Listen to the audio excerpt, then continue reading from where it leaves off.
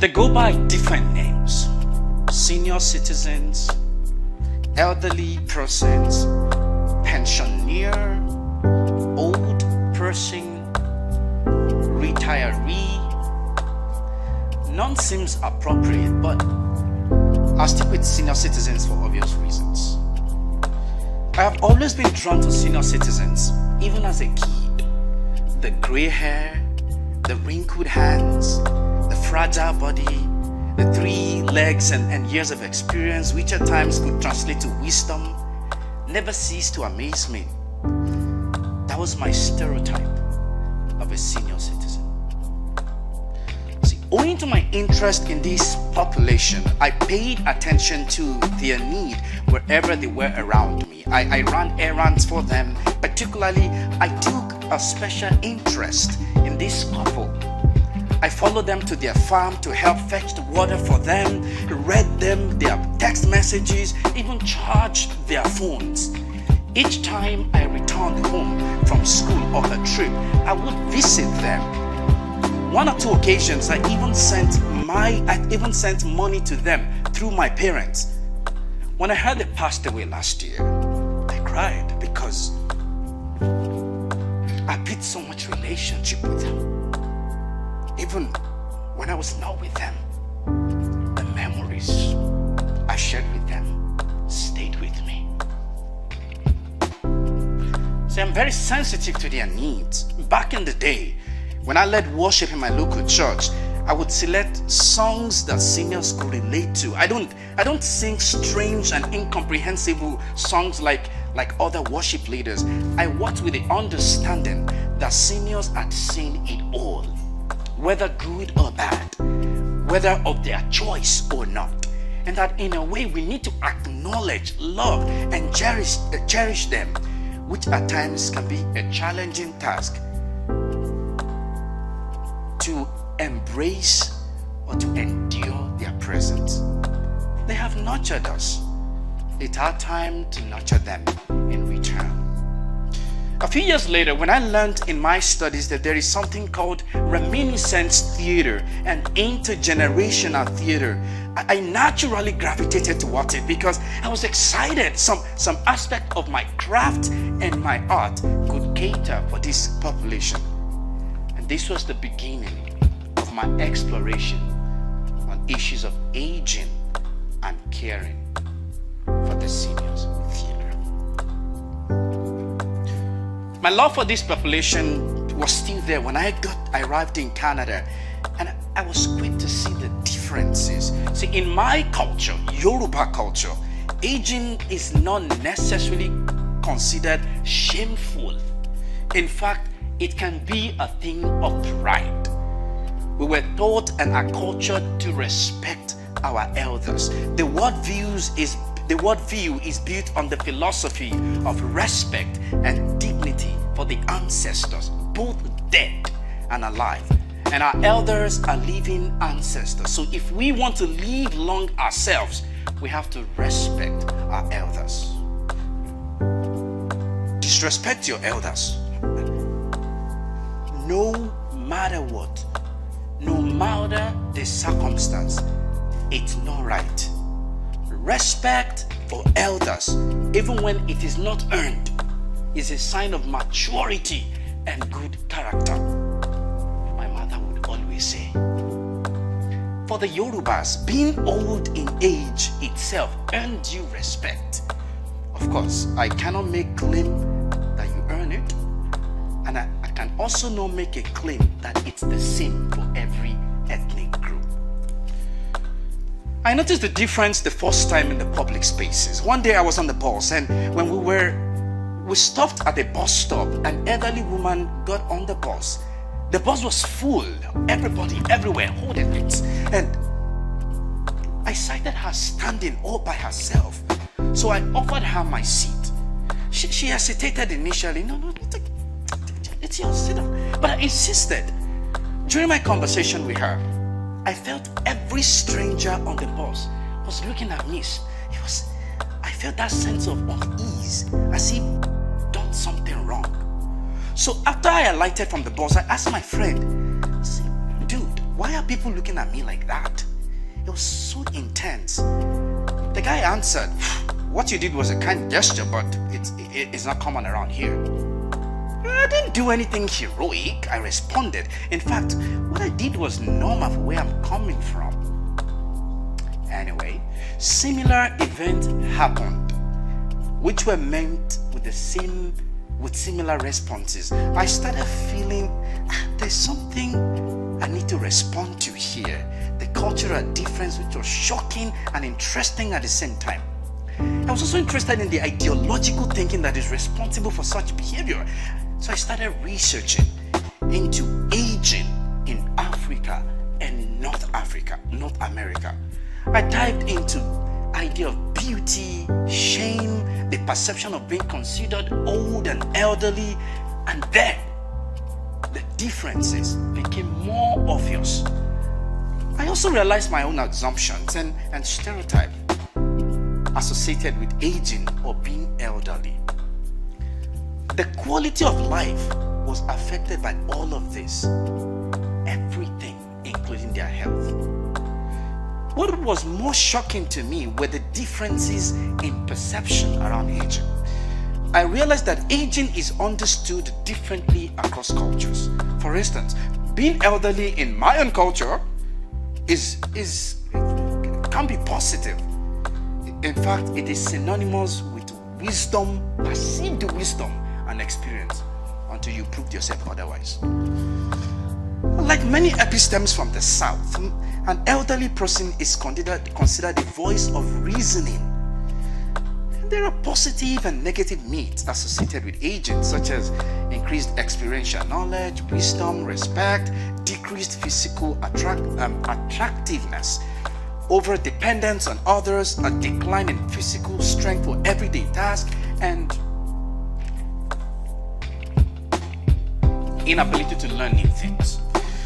These stereotypes and beliefs, and at times they were real, have reinforced the creation of the care system that contributes to how senior citizens are treated, affecting their well-being and quality of life, particularly in Canada, and I think some part of Europe. Thus, this research takes on the question, in what ways can theater be engaged for social change and debunk stereotypes and beliefs the culture has against aging, which has affected the well-being of senior citizens in Canada and elsewhere.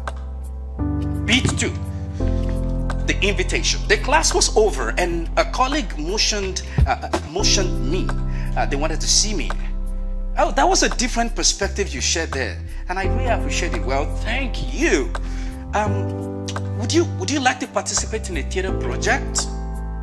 Well, it depends. Well, I'm devising a theater with some seniors at the moment. Oh, well, that sounds like an opportunity I'd love to, Can I send an email with the time, the details, and let's see if you're available? Of course, love to see that. Well, thank you. They left. Scene end. Beat 3. A fateful day. The first time I visited a retirement home and a senior housing, I had culture shock. I pitied them. Don't get me wrong. I'm not talking about the building. It was amazing. But I'm speaking of something else. I guess I was used to aging in place, the village concept, independent living, the residential home care, not this assisted living community or nursing home, skilled nursing facility. I had a lot of questions. How could someone be housed in a place like this? How do they go out? Do they even see their loved ones? Who is taking care of them? See, my questions continued. Who funds this facility? How are seniors admitted? Why are they here? Instead of staying with their family members to take care of them. For how long will they be here? Will they ever come out? If Yes, when will they come out?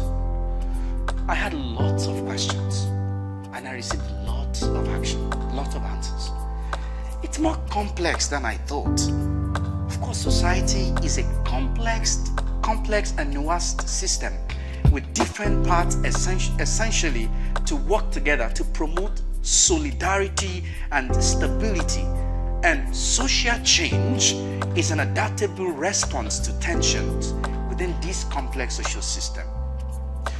The project team arranged the table and got the room ready for the seniors. So it was time. See, part of my responsibility was to sit at the table with the seniors and hear their stories.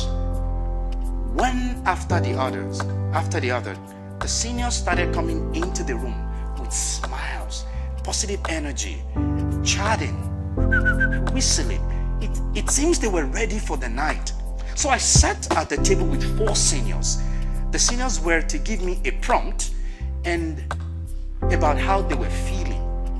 A word, a phrase, a sentence, and I was to create a still image. Whatever, based on the prompt. So after creating the image, they were to share the story of what makes them feel that way. It was a sprint. They never allowed me to finish one still image before jumping into the next one. They were laughing, giggling, and having fun. It was obvious we would have a hard time finishing this activity. Because there are a lot of memories, lots of stories, lots of burdens, questions, ideas, opinions, strong opinions. One of them reached out to their wallet and brought a picture. In the picture were 5 people. It was obvious it was a family picture. So out of curiosity, one of the seniors asked, "What's the story behind the picture?" It was the only surviving picture of my grandfather. He took the picture before heading to World War II, he said. Another made me do an image of someone in deep thought. In fact, she stood up to mold me into her image because she couldn't hear from a distance. She had hearing aid. When they asked why this image, she said she's trying to make some sense of her life at the moment. She arrived at the care facility a few months ago. Her children brought her because of her health. She needed living assistance.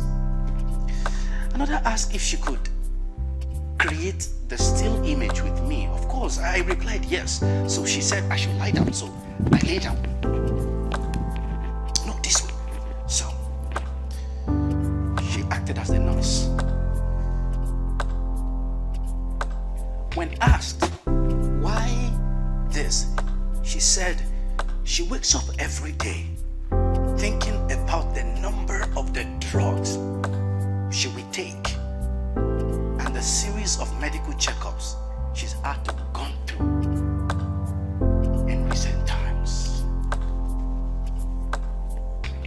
They shared stories about their past, stories of joy, tears, longing, desire, ambition, family, love for children, love for their family, their friends, their country, and even some love for their faith.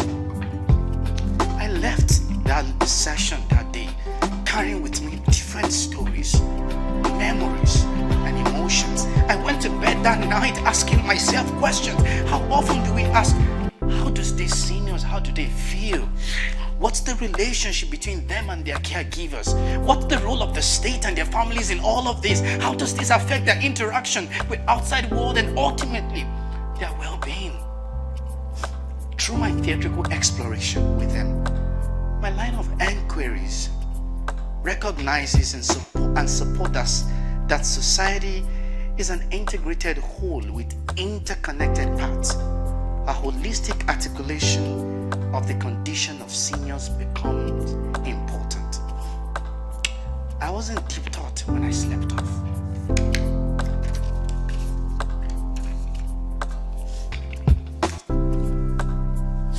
You see, back home, we don't have a care system like senior homes.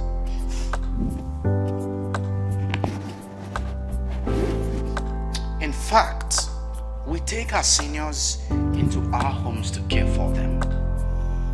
There was no and there is no state system that would take on that responsibility. Each parent prays for their children to be able to take care of them when they are old. Through these, there were connections among and between generations. Children learn from their parents and vice versa. So my interaction with the senior citizens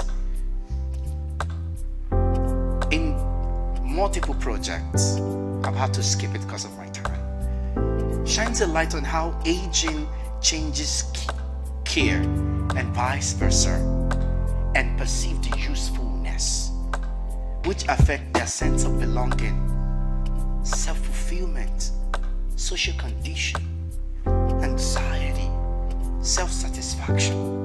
The sheer ways they can benefit from physical activities like walking, gardening, artistic activities such as acting, singing, dancing, and even therapeutic massage. Like many cultures of the South, in Canada, and some part of the West, being elderly is the time when someone who has contributed to society is not seen or heard again. In fact, we're erased from memory. We become history of the past, not to be visited. So hearing of being old scares me. And some even use anti-aging and beauty products to mask the aging. From their responses, many senior citizens are of the opinion that the moment they go into care facilities, they have gone into some sort of social extinction, although they create and establish new set of relationships and connections and family. Of course, the technology divide has also not been helpful because technology in many ways put them in a different category, backward, if I may say, while the world continues to leap in bounds, and at times it's hard to catch up. Through these responses, I am reminded that culture and social norms and values play critical roles in aging. Prejudice by one age group toward the other age group is a factor responsible for the poor treatment of seniors in my country, Canada. Finally, playfulness has some health values for different age groups, including seniors, and promoting the health and well-being of senior citizens involves examining every aspect of our society.